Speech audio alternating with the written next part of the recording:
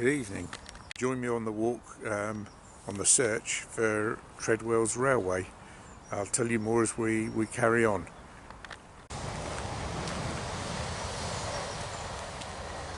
Well, we just missed a train going through. I don't know if there'll be another on its way in the other direction. This is the Portsmouth to Southampton line, and if we head down here, you come to the Delmy Arms roundabout and viaduct, and from there a short branch line headed up Portsdown Hill overlooking Portsmouth. Short-lived tunnel, railway built in 1862 by the engineer William Tredwell, and it was built to supply the building materials for the forts on Portsdown Hill, of which there are several. Practically nothing remains of the railway. I don't think there's a straining post. I don't think there's ballast, cuttings or anything, but occasionally it does appear where it hasn't been built over, in the overhead images that you'll get in the fields. So there are still one or two remains of the railway. It's an interesting one that I just came across looking at rail maps online, and I may have been looking to see where such and such a line went in the Forest of Dean or Cardiff, following some of the other YouTube channels that I do follow. I thought, well, I'll have a look in the Portsmouth area and see what I might find there. And I came across this little line heading up to Portsdown Hill. Now, just in the distance, we can make out a pillar. There it is. Oh no, that's not a pillar. I thought I could see Nelson's column, but the fort's there. Oh, there it is. There it is. Now that is Nelson's column, which I'm sure in the segments that I've already pre-recorded and I've talked about it. Anyway, there's where it is. So yes, I spotted the little red line heading up the hill, and I thought, well, what on earth is that? And at once it became clear that it was to supply the fort. It couldn't have been for anything else.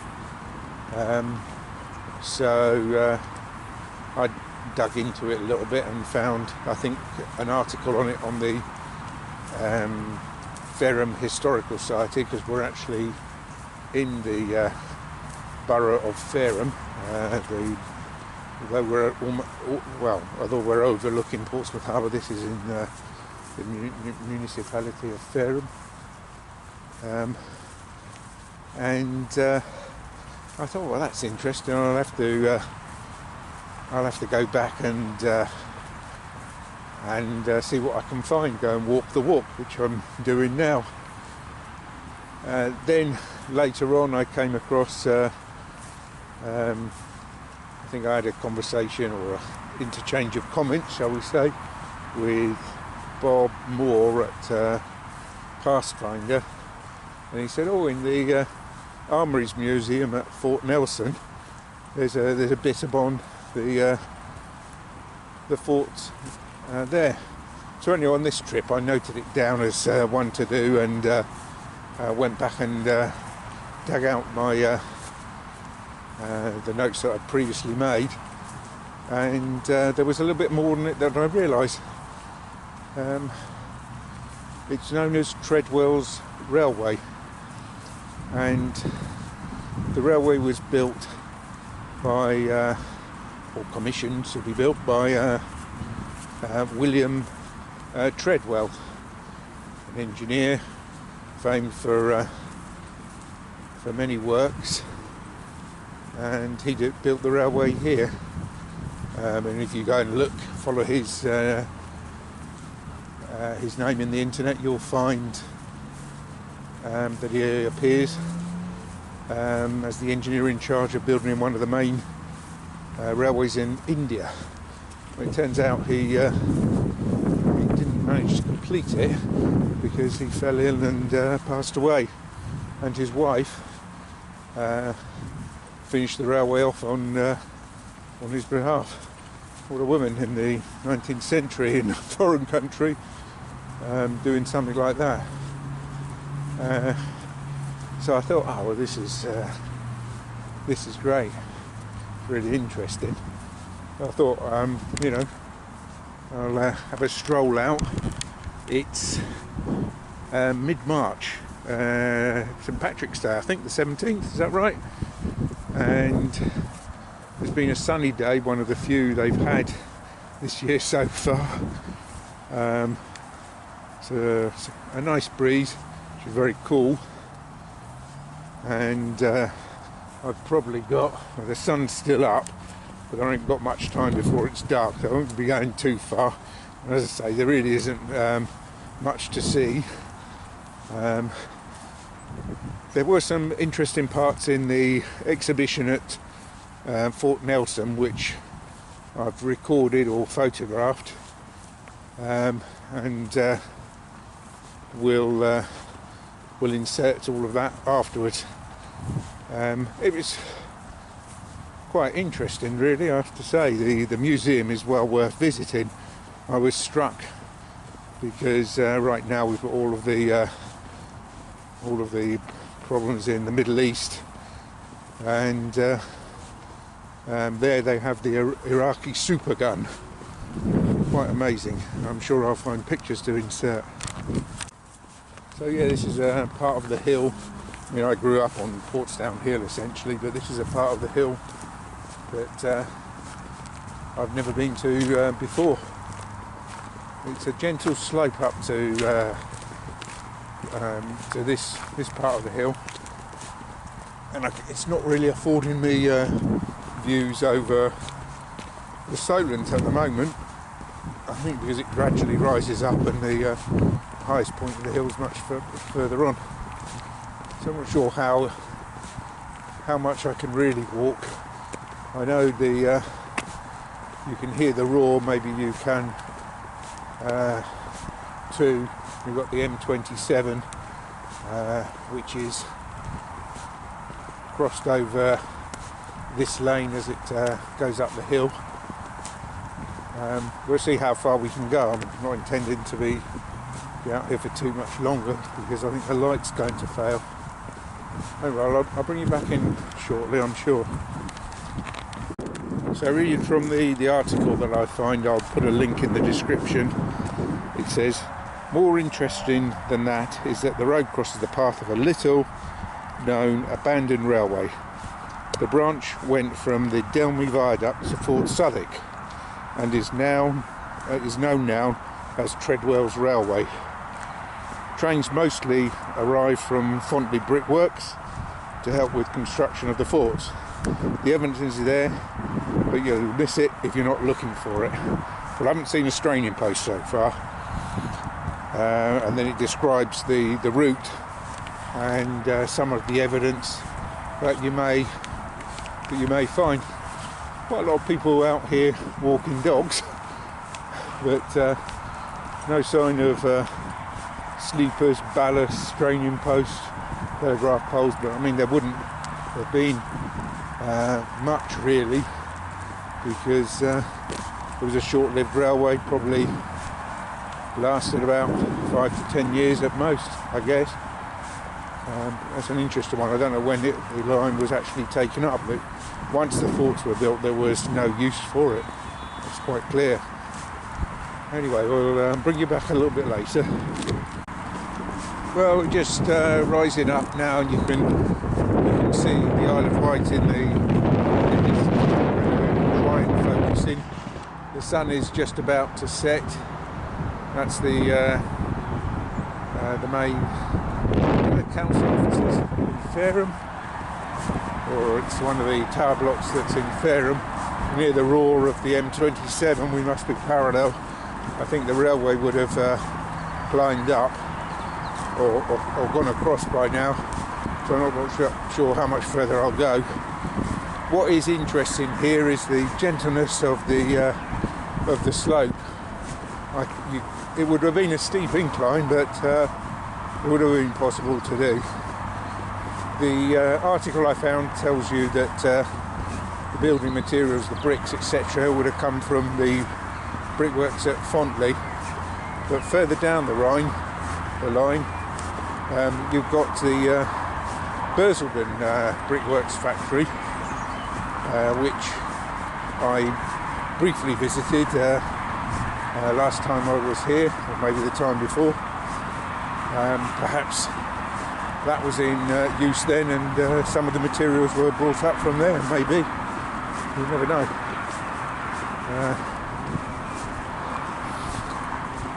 Now the forts that are on Portsdown Hill, there are a number of them. You've got Fort Pembroke, which we walked round a while ago last year, with its adjacent redoubt. Then you've got Fort Widley, Fort Southwark, Fort Nelson, Fort Wallington, which would be roughly at the start of this line.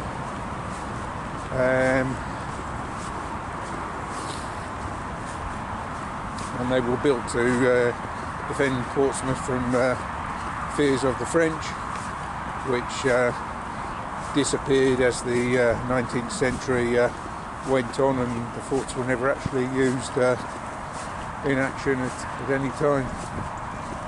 So I can just see on the skyline there Fort Nelson.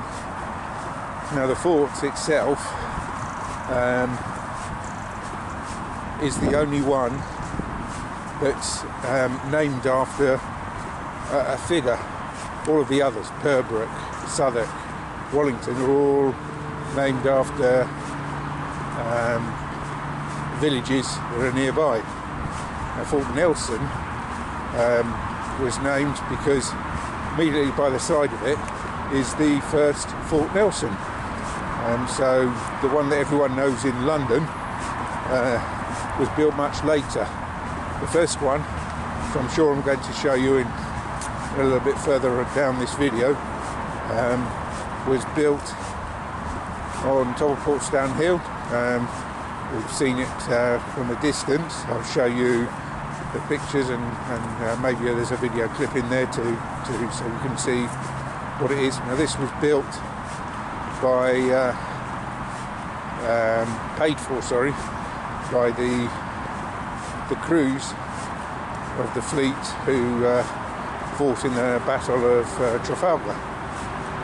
It was built in about 1807, 1808, rebuilt at the end of the century, and the only thing that is now original is the bust of Lord Nelson sitting right on the top.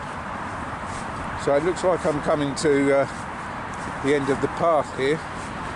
At least this is going to be as far as I'm going. There's a bridge over the motorway. We're just coming up to here. I don't think the path continues on the other side, so that's as far as I'm going to take it. It's really a bit of a stroll through the woods without actually showing you anything in particular. That's the motorway bridge. You can see, and more likely here, the fort is well behind these trees, but not to worry, you'll get a good view of that on the visit I did a few days ago. And then it was absolutely freezing, blowing a gale and freezing up here. It's just cold now, but it's not blowing that same gale. Anyway, I think that's enough of me blathering on. I took some clips as I went around the Armouries Museum, but I was a bit strapped for time, so I didn't take too much. and Nelson's Column. Well, isn't a huge amount to see, but it's a great place to actually appreciate the view over Portsmouth Harbour. In fact, it was positioned there because the Navy insisted that it should also serve as a navigation lanes for the ships entering the harbour. Yeah, it's quite interesting. And then, of course, I may not have said earlier, because the column was there 55, 60 years later when the fort was built, it became known as, well, it was named Fort Nelson. So that's how that arrived. The sun's just about disappearing over the over the brow there. Maybe you can see it, maybe you can't. I don't know what the temperature is, but probably around about 10 degrees, and it's going to plummet in a minute. So I'll take you back to the railway bridge and say my goodbyes from there. Maybe I don't know how I'll do the video, but you'll see what how it finally finishes off. So I will put the railway bridge in at the end of it. So on to Fort Nelson and Nelson's Column. I hope you enjoyed that part. It was good fun for me. I'll catch you up later. So here's a view that's very interesting. Obviously going in the upward direction you wouldn't see this, but this is the Delmy Viaduct. You can see the railway lines there. So roughly the direction that we're looking at here is where the railway would have come through.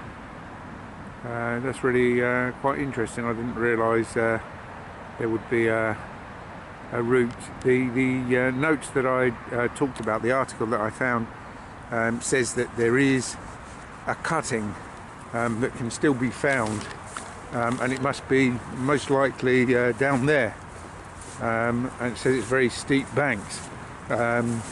Whether it is, it's almost dark now, so I don't think I'm going to have time to have a look, but very interesting to see that. Maybe it's coming through this farm or this stables that are there, but I don't think I'll be able to get through, and certainly not in this light. Maybe that's something for another day. Perhaps unlikely that I would get a chance to come back and do this again, but interesting find to see that. So we're coming up to the railway bridge, which is more or less the end of the walk. Have a quick look at the railway line. That's always interesting to do.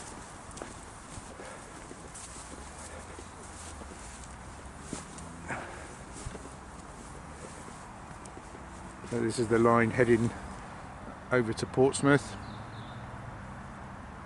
and on the other side it's heading off down to eventually Southampton, and you can just see it curving round to stay on the viaduct, and somewhere down there would have been the branch that heads off and ran parallel to the path that we took. I'm going to sign off from here from the video.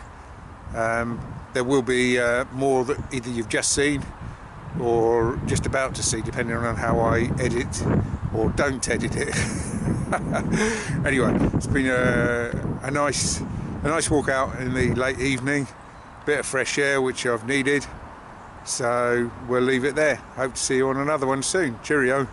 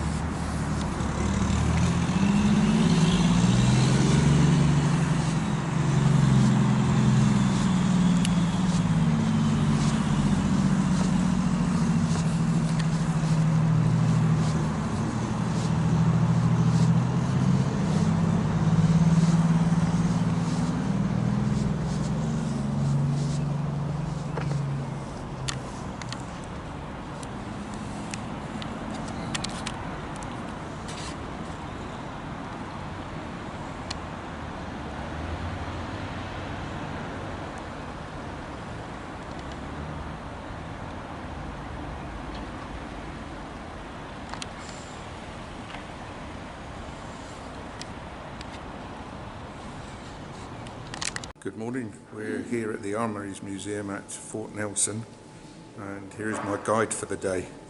I don't think he says too much. Anyway, let's go and have a wander. So this is the Fort Nelson, which overlooks Portsmouth Harbour, as you can probably just make out in the background there. And it's now home to part of the Royal Armouries Museum. So there's lots of big guns, cannons, artillery, all kinds of things in the old fort.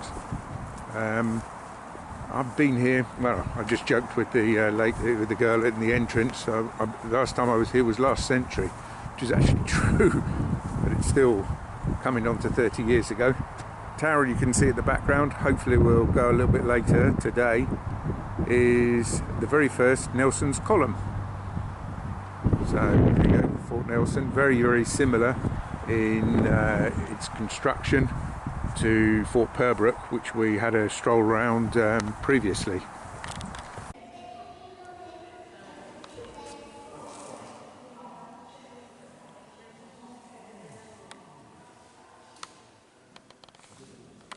The big gun that we've just seen is supposedly, I don't know, it might actually be part of the real thing, but it's the super gun that was in Iraq.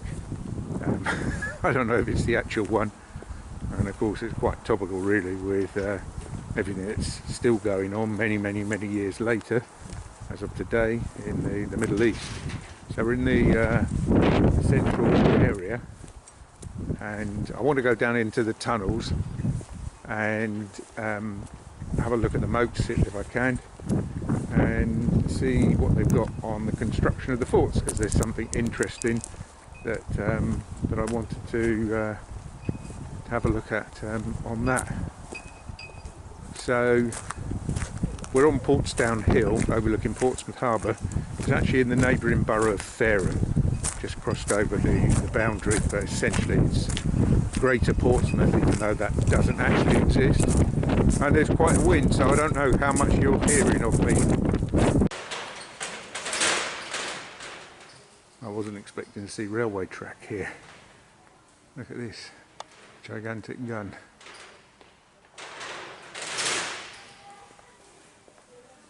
You've got horse-drawn artillery here on the side. We'll see what we can see.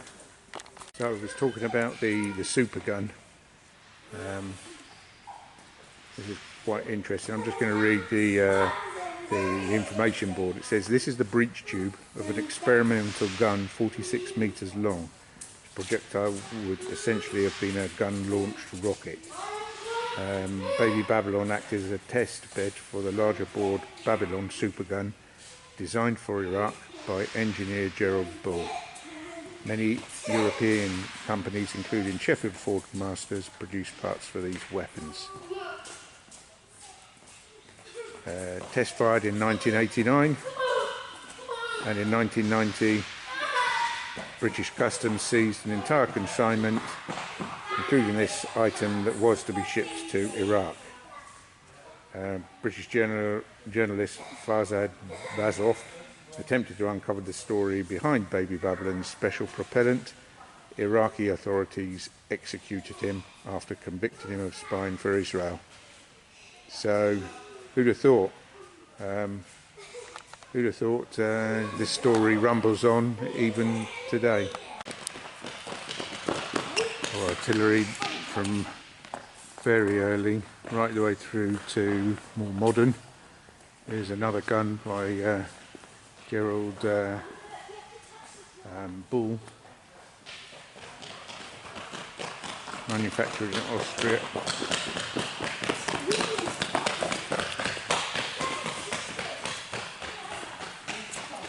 Yeah, there's an amazing amount of artillery here.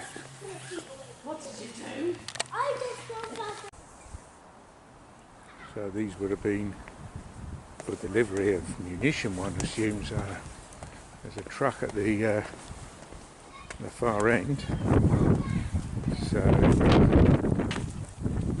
see.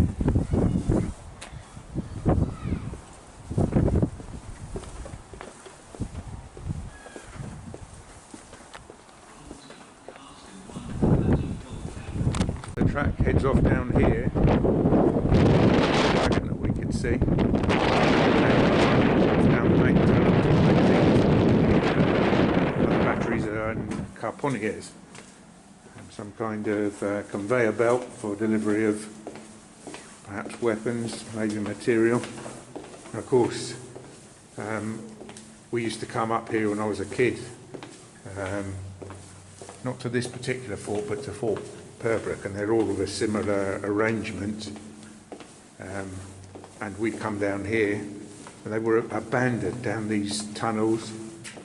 This one's brick lined, but other of them really just hewn out of the chalk, the hillside chalk. Golly, do they go a long way? I don't really know this. As you can see here, look, we've just come down here. This is not where I wanted to go, but this is all hewn out of the natural chalk. Golly gosh, there's so much here. I really didn't think about this very well. But anyway,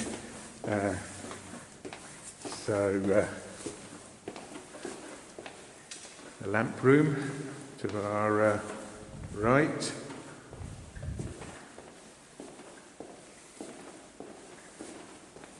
And it's icy cold as well. It's quite a windy day. And here we're entering in, you can see it more clearly there, the cold chalk face. And now we're heading into, this is just hewn out of the chalk. That will be the return from the passage that we went down a short while ago. It's not particularly well lit, so apologise for that, but it's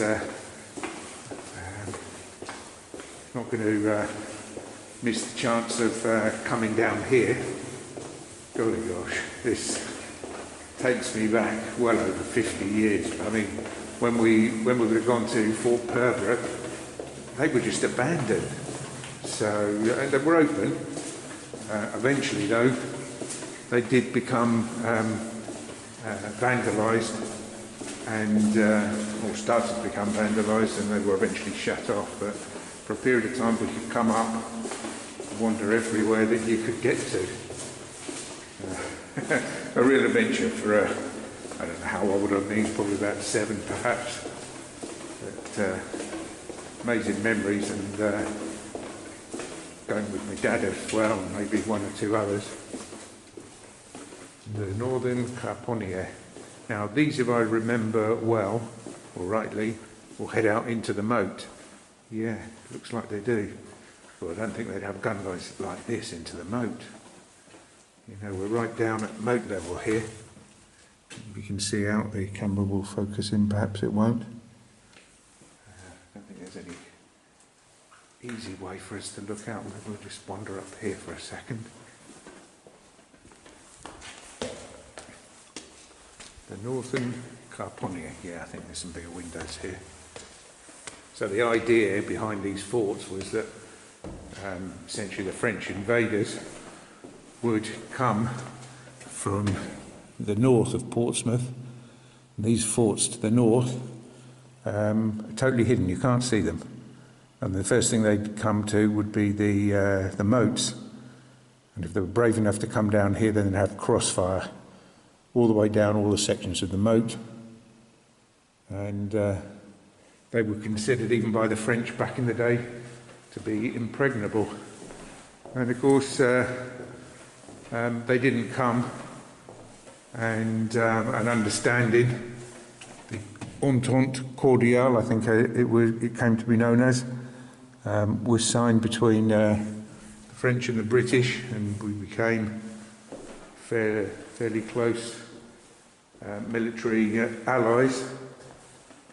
But I don't think you can get rid of the inbred animosity on both sides, although I think I've always enjoyed the company of French people.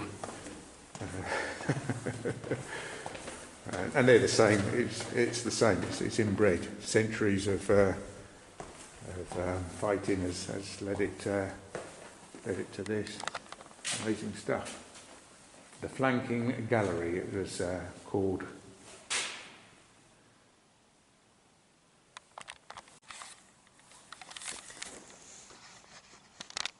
So, up the spiral staircase. I don't know how much of this you can really see, but not really a great deal of interest. And we're just coming up into the Northern Water Battery. Oh gosh, I don't remember any of this, to be perfectly honest with you. Spiral stairs to main tunnel.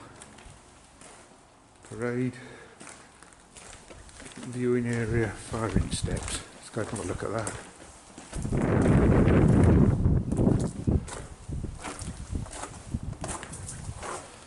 I don't think you can see too much, to be honest with you. Right, let's head off up here.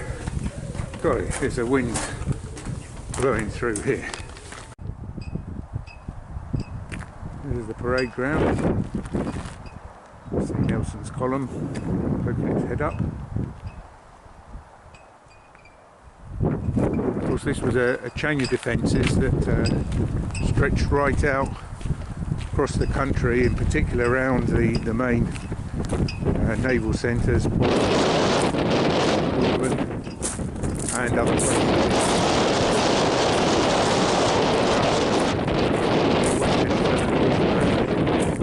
And this was all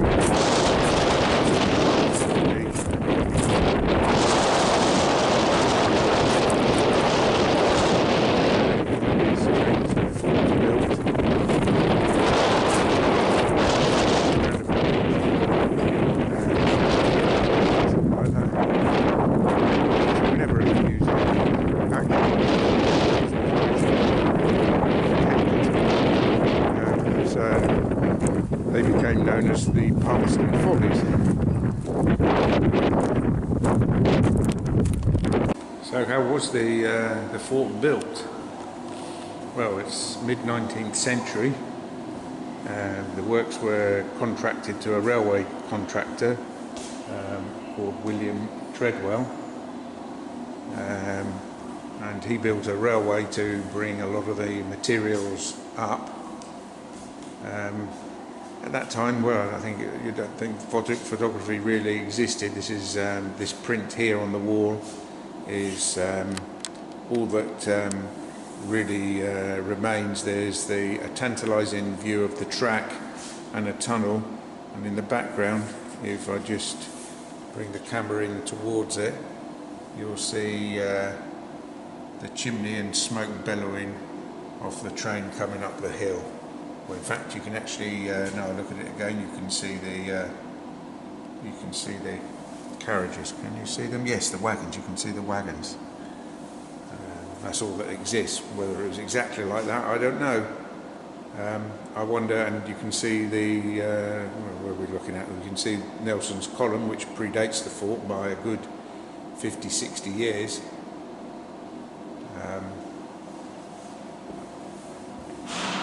Types of materials that we use, I think particularly unusual, interested in them. So, time for me to go. I'm a bit pressed for time. Today is Mother's Day, so I'm off to see my mum.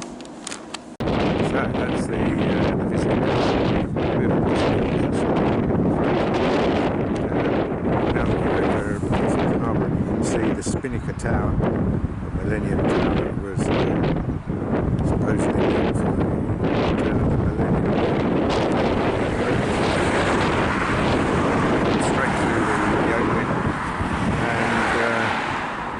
You can now see Lord Nelson's, Admiral Nelson's column, and this was erected by the crew of the Victory, Nelson's flagship, where he died, and erected in 1807, 1808, something like that, against much.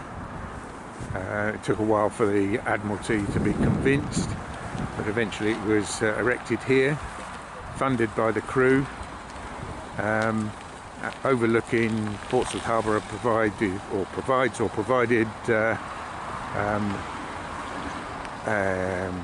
visibility, navigational aid for the ships. So I'm going to take a quick walk up there, and then we'll be on my way for the moment. So this is the original Nelson's column, perched on top of Portsdown Hill, constructed by the crew of Tree. Not entirely sure how high it is, but it's a striking sight. So the information board tells me that it was built in 1807 or 8, funded by donations of 2 days' pay from all those who served at the Battle of Trafalgar in 1805, and from naval prize money. Captain Thomas Fremantle managed a £3,000 fine. Was inspired by a 4th century obelisk at Axum in Ethiopia.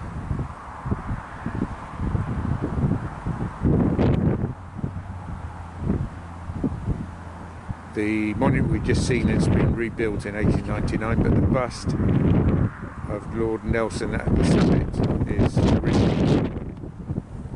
Fort Nelson is the only fort on the hill which is named after someone. All the others, Pembroke, Salwick, etc., built after the local.